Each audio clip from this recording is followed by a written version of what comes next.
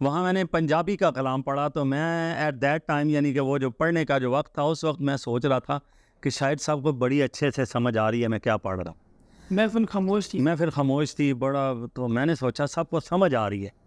تو جب محفل ختم ہوا یعنی کہ دعا ہوئی محفل کی، تو وہاں بیٹھے ہوئے تو وہ ایک بندہ میرے پاس آیا، اس نے وہ جو سوال کیا نا جی، وہ سوال میرے جو ہے نا اوپر سٹک ہو گیا آج تک۔ اس نے جو ہے نا میرے ایک تحریک کا کام کیا میرے باطنی اور میرے وجود کے اندر روحانی، کہ میں نے کیا کرنا ہے زندگی میں آگے، کہ بخشش تیرے ابرو کی طرف دیکھ رہی ہے، بخشش تیرے ابرو کی طرف دیکھ رہی ہے، محسن تیرے دربار میں چپ چاپ کھڑا ہے۔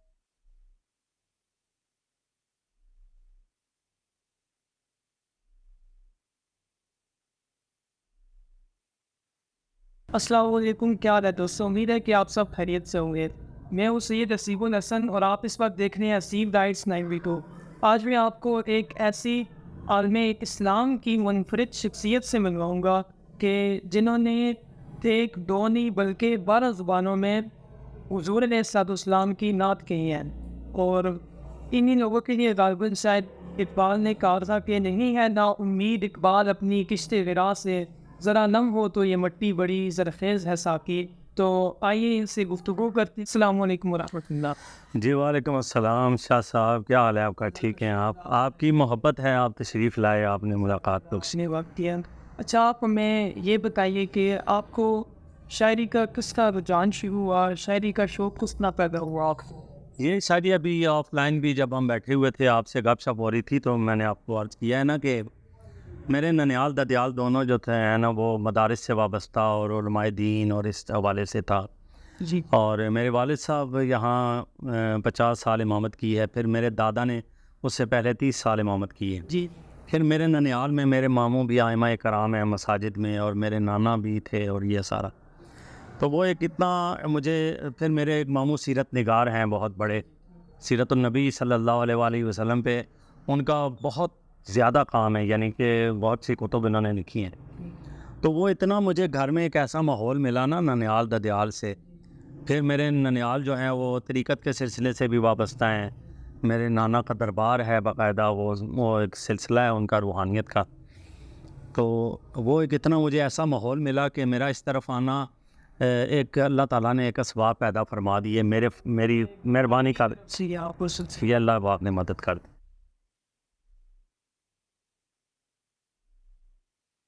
اچھا، تو آپ شاعری کی جب آپ نے ابتدا کی تو کافی آپ کو مشکل وغیرہ ہوتی ہوگی اسٹارٹ میں، یا بندہ جب سناتا ہے کسی کو لوگ ہنستے ہیں یا مذاق اڑاتے ہیں، اس طرح کے بھی آپ کے ساتھ واقعات ہوں گے، پھر آپ کو انسپائریشن کون دیتا ہے؟ چرچل نے کہا تھا غالباً کہ تم مجھے اچھی مائیں دو میں تمہیں اچھی قوم دوں گا، تو میری والدہ نے، میرے ماموں نے اور میرے والدہ نے بہت میری حوصلہ افزائی اس کام میں، میری والدہ کا بڑا جو ہے نا مہربانی ہے مجھ پہ، کہ انہوں نے کہا کہ آپ محنت جاری رکھیں، اللہ پاک آپ پہ کرم نوازیاں کرے گا انشاءاللہ۔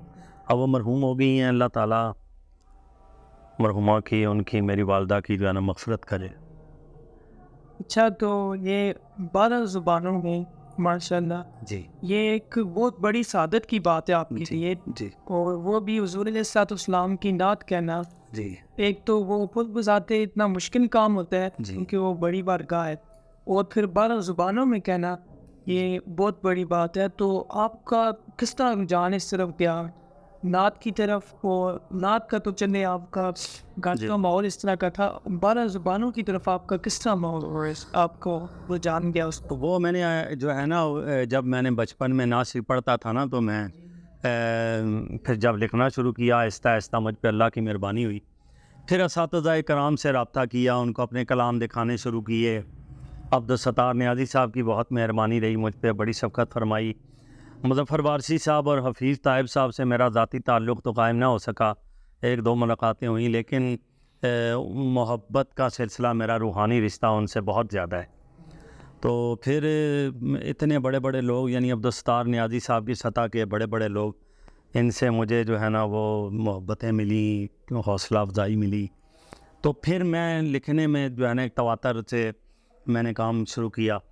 لیکن جو مختلف زبانوں کا ہے نا وہ یہ ہے کہ کسی محفل میں ایبٹ آباد میں گیا تھا میں، چھوٹی سی عمر تھی میری، نیا نیا میں نے یہ لکھنا شروع کیا تھا، وہاں میں نے پنجابی کا کلام پڑھا تو میں ایٹ دیٹ ٹائم یعنی کہ وہ جو پڑھنے کا جو وقت تھا اس وقت میں سوچ رہا تھا کہ شاید صاحب کو بڑی اچھے سے سمجھ آ رہی ہے میں کیا پڑھ رہا ہوں.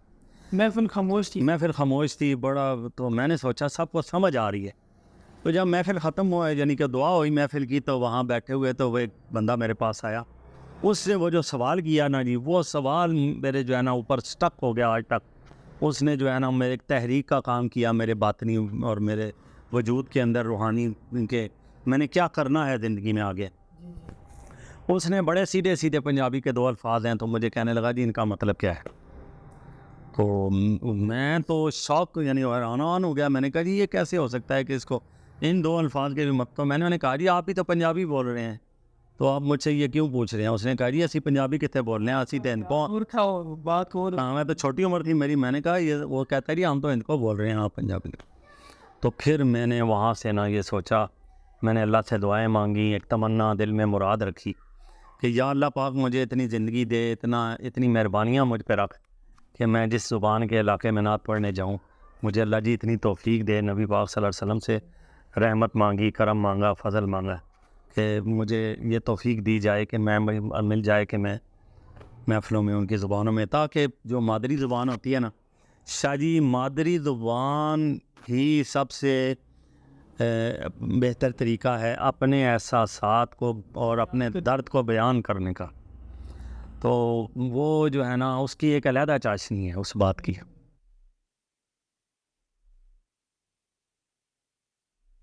کچھ ایسی زبانیں بھی ہوں گی یقیناً کہ جس میں پہلے نعت نہیں کہیں گئی یا کہیں بھی گئی ہے تو اس کا دیوان یا مجموعہ کلام سے مجموعہ کلام شائع نہیں ہوا. جی بس یہ اللہ پاک کا شاہ جی جب مہربانی ہوتی ہے نا. میں نے تو ابھی تک کی میری جتنی معلومات ہیں نا انسان جو ہے وہ کہیں سے معلومات مل جائے تو پھر اعتراف کرتا ہے. ابھی تک تو یہ انگریزی کی بھی جو ہے مجھے کوئی مکمل مجموعہ کلام ابھی تک میری نظر سے نعت کا نہیں گزرا. اسی طرح ہندکو کی بھی جو جب میں نے نعت کی پہلی کتاب لکھی تھی ہندکو کی تو وہ پھر ہندکو والوں نے بھی کہا تھا کہ مکمل ہندکو کا مجموعہ کلام نعت کا پہلا وہ تھا. پھر جب پٹھواری میں بھی لکھی ہے تو وہ بھی مکمل نعت کا مجموعہ کلام میرا ہی پہلا تھا. یہ اللہ نے مجھے اعزاز دیا ہے. ابھی جن دیگر علاقائی زبانوں میں لکھ رہا ہوں وہ بھی اس کے قریبی ہیں اس طرح کی باتیں. کچھ اور زبانوں میں ابھی لکھنے کتابیں میری آئیں گی. میں نے اس پہ کام شروع کیا الحمدللہ. ابھی 5 زبانوں میں تو شائع ہو چکی ہیں اور باقی زبانوں میں انشاءاللہ 1 سال کے اندر شائع ہو جائیں گی. کون سی زبانوں میں آپ کا کلام شائع ہو چکا ہے اور کن زبانوں میں بھی آپ کام کر رہے ہیں؟ جی میرا شائع ہو چکا ہے جی اردو پہ پنجابی میں سرائکی میں پوٹھوہاری میں اور ہندکو میں یہ تو شائع ہو چکا ہے. جی ٹھیک. اور 3 کتابیں جو ہے نا وہ میری اس وقت زیر اشاعت ہیں فارسی کی اور انگریزی کی تو ابھی پہلے آ جائیں گی انشاءاللہ یعنی کہ اب عربی سے بھی تھوڑے اس کے بعد پھر عربی ہے. یہ بڑے شوق کی بات. جی یہ میری میری یہ جد و جہد لگی ہے جی. باقی تھوڑے کلام تو بہت ساری اور زبانوں میں بھی لکھ چکا ہوں.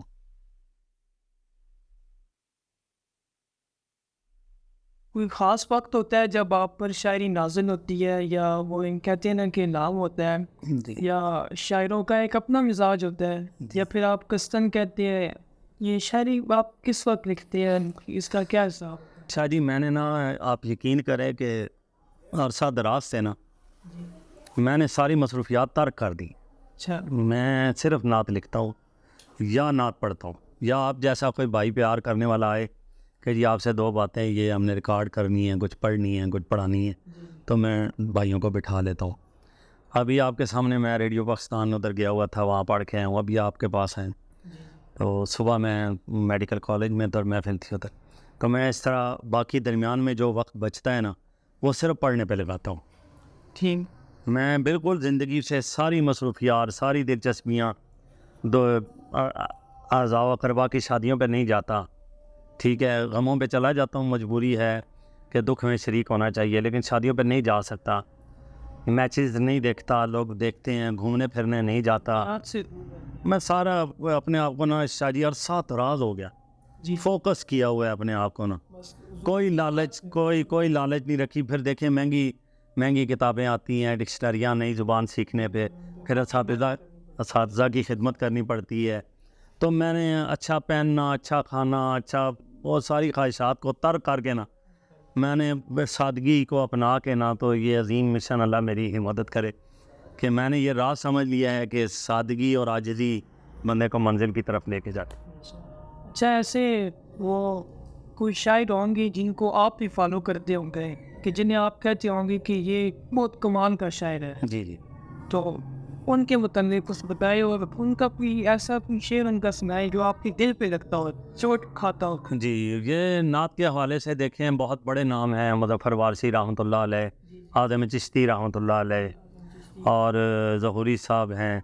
تو لیکن وہ جب محسن نقوی صاحب کا وہ شعر مجھے یاد آتا ہے نا کہ بخشش تیرے ابرو کی طرف دیکھ رہی ہے، بخشش تیرے ابرو کی طرف دیکھ رہی ہے، محسن تیرے دربار میں چپ چاپ کھڑا ہے. یہ جو شعر ہے نا جی، یہ تو میں نے زندگی میں جب بھی اور بھی اس طرح کے کچھ اشعار ہیں جن سے پتہ نہیں اللہ پاک نے میری روحانی وابستگی کچھ زیادہ رکھی ہوئی ہے یا کیا میرے پہ کیفیت طاری ہو جاتی ہے.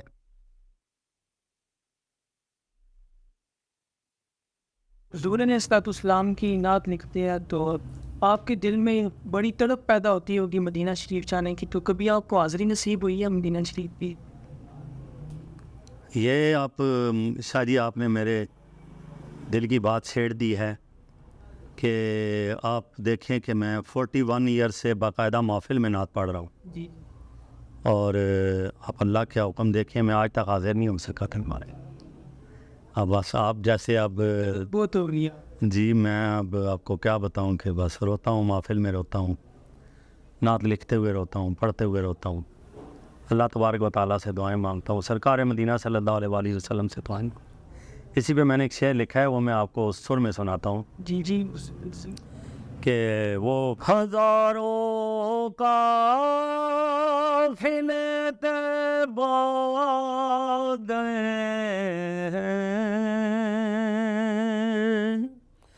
ہزاروں قافلے طیبہ گئے،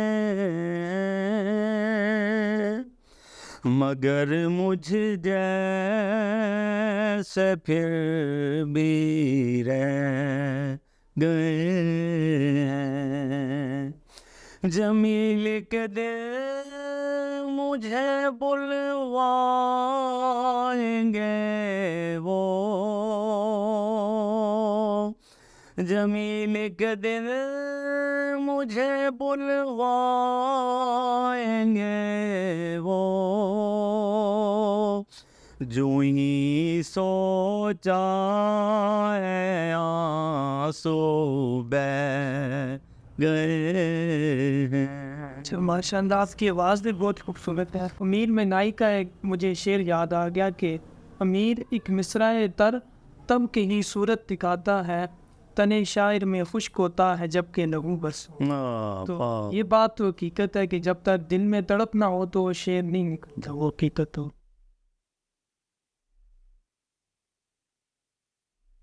اچھا، تو آپ کو شاعری میں کتنے ایوارڈ مل چکے ہیں حکومت کی طرف سے یا باقی؟ جی باقی تو شاہ جی ایسا ہے کہ جو عوام الناس نے جو محبت دی ہے، جو بچپن سے ایوارڈز دیے، نام دیے، سوسائٹی سوشل جو سوسائٹی ہے، سوشل سوسائٹی، انہوں نے بڑا پیار دیا.